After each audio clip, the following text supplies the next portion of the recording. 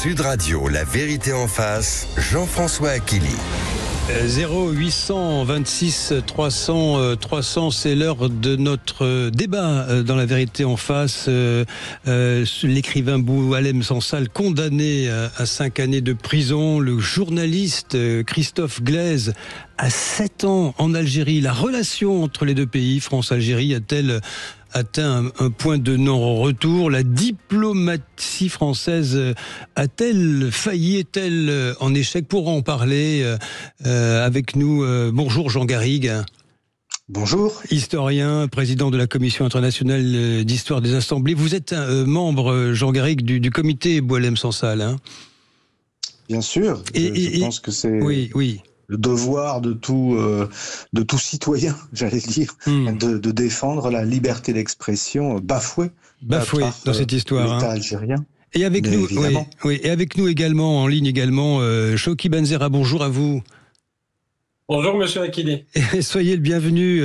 Alors vous vous décrivez comme activiste politique algérien réfugié en France, ça c'est sur votre compte X.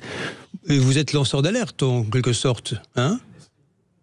Oui, exactement, c'est bien ça, lanceur d'alerte, parce que j'étais derrière l'affaire dite des influenceurs en début d'année aussi en France. Oui, c'est par votre intervention que les influenceurs algériens, on va dire, sorte d'agents du pouvoir algérien du président Tebboune, ont pu être démasqués. C'est grâce à vous. Même si malheureusement cette problématique continue parce que le régime algérien continue à agir en France à travers ses agents d'influence et aussi ses influenceurs sur les réseaux sociaux. Oui, ça c'est pas fini tout ça, bien évidemment. Jean Garrigue, est-ce que vous diriez, c'est la question qui est posée ce matin après cette condamnation de Boualem Sansal et puis l'autre affaire, ce journaliste sportif Christophe Glaise condamné lui aussi, est-ce que notre relation France-Algérie est en train d'atteindre le point de non-retour? Je précise, Jean Garrigue, sachant que il y a une forme d'attente désormais d'une éventuelle grâce présidentielle algérienne qui pourrait intervenir à l'occasion de la fête nationale ce week-end. Ce qui est certain, c'est que c'est une crise, sans doute la plus grave crise depuis l'indépendance de l'Algérie en 1962. Ça, c'est une certitude. Et qui montre la difficulté précisément à entretenir des relations, à discuter avec un État qui n'a de démocratique que l'apparence. L'État algérien, d'ailleurs c'est ce que montrent les enquêtes de Transparency International, est un État qui ne garantit aucune des libertés et des droits que nous attendons, nous, les démocrates. Et donc, forcément, ça induit des difficultés. On voit très bien ce qui se passe, c'est que, en réalité, que ce soit Boualem Sansal ou le journaliste Christophe Glaise, sont des sortes d'otages de la diplomatie algérienne, de la pression exercée depuis que la France, en juillet 2024, a accepté ce plan d'autonomie sous souveraineté marocaine pour le Sahara occidental.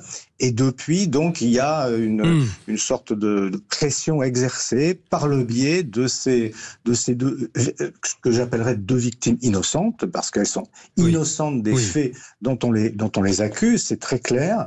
Et donc, on est entré là dans une sorte de bras de fer diplomatique dans lequel nous sommes désarmés. En réalité, la diplomatie française apparaît désarmée parce que, précisément, elle se heurte à un État, je dirais, à une culture politique qui n'est pas la même que la nôtre. Et donc, c'est compliqué de trouver des armes, une influence pour faire évoluer les choses. Oui, nous sommes désarmés. Chokhi Benzera, la société algérienne, pour répondre toujours à cette question autour de la relation France-Algérie, plus qu'altérée, même quasiment sur un point de non-retour. Pour l'instant, nous verrons bien, mais la société algérienne, que dit-elle de cette relation et éventuellement de cette affaire Boualem Sansal?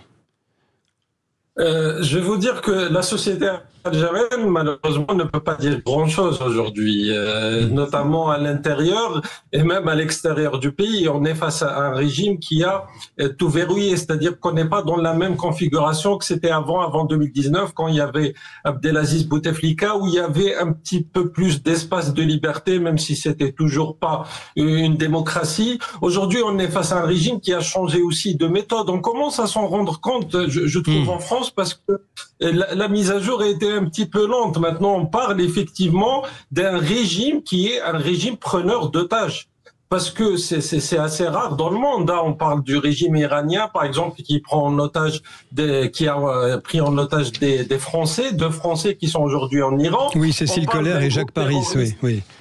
Exactement, et on parle aussi d'un groupe terroriste comme le Hamas, et on parle du régime algérien qui a aussi les mêmes méthodes, qui a aussi une alliance très rapprochée avec l'Iran ces dernières années, et donc on commence à comprendre ce qui se passe est très dangereux, c'est-à-dire on a Boualem Sansal, mais on a aussi des centaines de détenus d'opinion, que ce soit des détenus d'opinion qui critiquent le régime, aussi beaucoup de la Kabylie, cette région qui est très sensible pour le régime algérien, où il s'attaque à beaucoup de militants là-bas. Donc on est face à des centaines de détenus d'opinion. Vraiment, on n'a jamais vu une situation, même dans les années 70, le pays n'était pas aussi verrouillé qu'il l'est aujourd'hui avec la junte militaire qui est en place, sachant qu'on n'est pas face vraiment à un État avec des institutions. C'est ça aussi la problématique. Parfois, j'entends des gens qui essayent d'analyser les décisions du régime algérien. Vont-ils libérer Boualem Sansal? Vont-ils faire autre chose? Vont-ils faire une grâce? C'est-à-dire, on est face à un régime, à une junte militaire qui est traversée par différentes sensibilités, par des conflits internes. On est face à une présidence qui est très faible, la présidence d'Abdelmajid qui ne maîtrise pas tout, j'imagine, Monsieur Tebboune. Ah, mais bien sûr qu'il ne maîtrise pas tout. D'ailleurs, dans l'affaire de Boualem Sansal, je vous rappelle que en décembre 2024, la décision était prise de le gracier. Il y a même eu une grâce qui était faite sur mesure à l'époque pour libérer Boualem Sansal, parce que ils ont fait rentrer dedans le fait qu'il allait libérer des personnes qui n'étaient pas jugées définitivement, ce qui était le cas de Boualem Sansal à l'époque. Sauf que dernière minute, une autre décision a été prise parce qu'il y avait des militaires qui disaient qu'il n'était pas question de relâcher M. Boualem Sansal. Donc la présidence en Algérie est aussi, comme l'a dit d'ailleurs le président français Emmanuel Macron en 2021, dans un moment de lucidité où il a dit que Abdelmajid Tebboune est quasiment otage d'une junte militaire qui joue sur une rente mémorielle. C'est vraiment le cas. C'est très important ce que vous décrivez, Choki Benzerra, parce que c'est une donnée essentielle qui n'est pas forcément mise en avant, Jean Garrigue, dans cette affaire. Je rappelle, Jean Garrigue, le 5 juillet 1962, c'est l'indépendance de l'Algérie. C'est ce qui sera d'ailleurs fêté comme tous les ans, c'est samedi. Jean Garrigue, c'est une situation...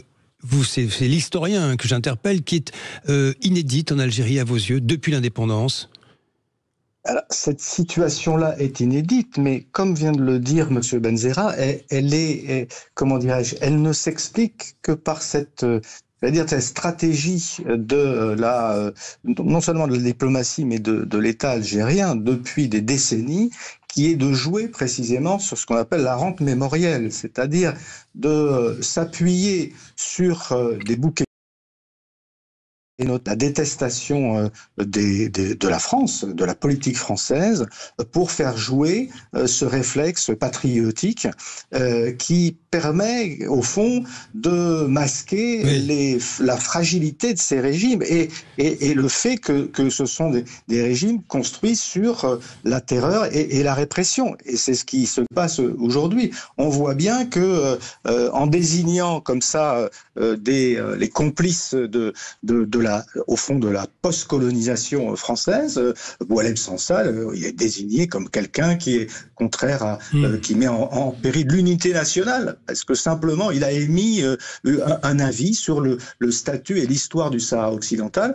Donc on utilise cette histoire avec en filigrane évidemment le poids de la colonisation française pour renforcer ce qui a été construit notamment dans la répression, par des élections, même l'élection de M. Tebboune il y a quelques années, elle a suscité quand même beaucoup de critiques, par l'influence que continue à jouer le lobby militaire dans la société algérienne, issue précisément de la guerre d'indépendance. Bref, on est dans quelque chose qui aujourd'hui, c'est vrai, atteint une sorte de paroxysme, mais enfin qui est une stratégie habituelle de l'État algérien. Et avec Monsieur Benzerra tout à l'heure parlait des agents d'influence. Oui. Le gros problème, c'est que vous avez maintenant en France, à l'intérieur de la France, des agents d'influence, et notamment un parti qui s'appelle la France Insoumise, qui joue un rôle très pervers dans justement cette influence de l'État algérien. Allez, alors c'est transition toute trouvée. Nous allons y venir justement sur ce qui se passe désormais et sur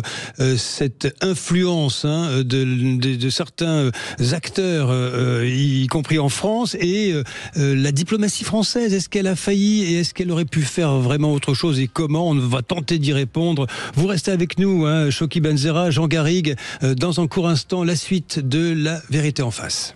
Sud Radio, La Vérité en face, Jean-François Akili. 0826 300 300, La Vérité en face. La relation France-Algérie a-t-elle atteint le point de non-retour? Avec nous, Jean Garrigue, historien, et Choki Benzerra, activiste politique algérien, réfugié en France et lanceur d'alerte. Je reste avec vous, Choki Benzerra. Quand vous parliez des influenceurs qui étaient sur notre sol, qui sévissent toujours sur notre sol, plus que jamais. Choki Benzerra, quand vous voyez le député insoumis de Marseille, LFI, monsieur Sébastien Delogu, se rendre à Alger, discuter, deviser, sans évoquer une seule fois le sort de Boualem Sansal ou de Christophe Glaise à la télévision algérienne, embrasser le drapeau algérien, qu'est-ce que vous dites de ce comportement d'un parlementaire français? Ah oui, il se déshonore tout simplement. Moi, je vais vous dire que autrefois il y avait dans le Parlement français Clémenceau. Aujourd'hui, on a Delogu. Malheureusement, c'est assez pathétique dans la scène politique française aujourd'hui de se dire qu'il y a un tel personnage avec un tel niveau déjà, que ce soit dans la politique, dans l'expression même, mais aussi d'aller chez un régime autoritaire, alors que LFI, son parti, c'est toujours targué d'être un parti qui est un parti humaniste, qui s'est désolidarisé de sa démarche, tout de même, avec un long communiqué hier, parce que ça va très loin, Choki Benzerra, tout de même. Oui, c'est allé aussi un peu trop loin, comme Madame Rima Hassan a dit que l'Algérie était la Mecque des révolutionnaires et de la liberté. Je crois pas qu'à l'époque, LFI s'est désolidarisé de Madame Rima Hassan quand elle a voté aussi contre une résolution au Parlement européen qui demandait la libération de Boualem Sansal, mais qui demandait aussi la libération de jeunes que je connais personnellement. D'ailleurs, un certain Mohamed Tajadid qui a été condamné à 5 ans de prison, un poète et d'autres détenus d'opinion, le Parlement européen a cité leur nom pour exiger leur libération. Madame Rima Hassan et d'autres députés LFI ont voté contre. Maintenant, Monsieur Delogu, qui va bien sûr dans un hôtel 5 étoiles, qui se dit que tout le monde lui sourit et que l'Algérie c'est le paradis, mais bien sûr, quand on est chez la junte militaire, quand on sera bien accueilli, quand on sert les intérêts de la junte militaire. Et d'ailleurs, c'est pas le premier député français. Il y avait d'autres députés qui, le 8 mai, dans la commémoration des événements du 8 mai, se sont rendus à Alger. Et il y en a qui ont été applaudis quand ils s'attaquaient à Monsieur le ministre de l'Intérieur, au gouvernement français en Algérie, dans un contexte où on voit très bien que vous avez une junte militaire algérienne qui retient en otage des citoyens français. Qu'est-ce qu'ils vont dire maintenant aujourd'hui de, par exemple, Christophe Glaise, un journaliste sportif, parce que pour Boualem Sansal, il se cachait derrière l'histoire qu'il était dit d'extrême droite, alors que la réalité, c'est que Boualem Sansal était un lanceur d'alerte depuis des années sur les dangers. Une pensée libre, oui, bien sûr. que ce soit l'islamisme, que ce soit l'antisémitisme. Aujourd'hui, on se rend compte que Boualem Sansal avait raison des années avant, et ces députés-là devraient défendre Boualem Sansal, M. Delogu ou autre, au lieu de défendre une junte militaire qui fait de la rente mémorielle, qui fait de la haine de la France un projet politique. D'ailleurs, c'est le seul projet politique aujourd'hui de la junte militaire. On n'a jamais parlé. On n'a jamais parlé de l'histoire franco-algérienne, de la guerre d'Algérie, autant qu'aujourd'hui. C'est-à-dire, c'est assez impressionnant ce que fait le régime algérien. C'est jour et nuit, c'est la rente mémorielle, c'est la haine de la France, et c'est aussi c'est cette histoire de la guerre d'Algérie qui est utilisée par le régime algérien justement pour rester en place. Oui, Jean Garrigue, quand on voit cette démarche de ce député de la France insoumise, avec sans doute, ça a été dit, on va dire des visées électoralistes, peut-être des ambitions à Marseille, il y a donc derrière en creux la présence de la très forte communauté franco-algérienne, voire algérienne en France. Jean Garrigue, vous trouvez que nous avons fait preuve de trop de frilosité? Il y a tous ceux qui ont, par exemple, évoqué l'idée de peut-être agir sur les visas, la délivrance des visas, ou sur les biens de certains, on va dire, membres du régime algérien en France. Est-ce qu'il aurait fallu appuyer sur ces leviers-là, ou finalement tout ça est inefficient à vos yeux?